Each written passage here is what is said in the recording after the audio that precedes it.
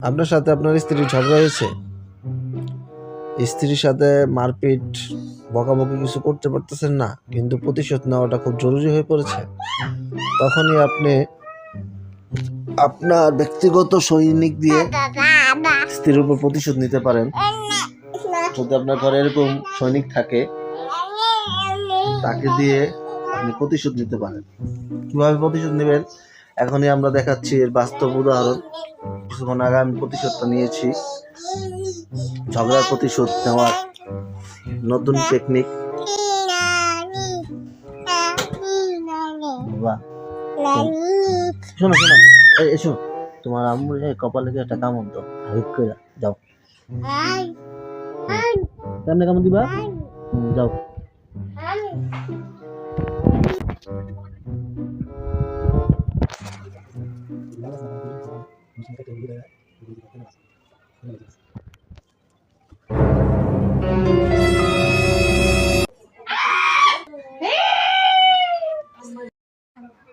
তো এভাবে আপনি আপনার ঝগড়ার প্রতিশোধ নিতে পারেন আপনার ব্যক্তিগত সৈনিক পাঠিয়ে।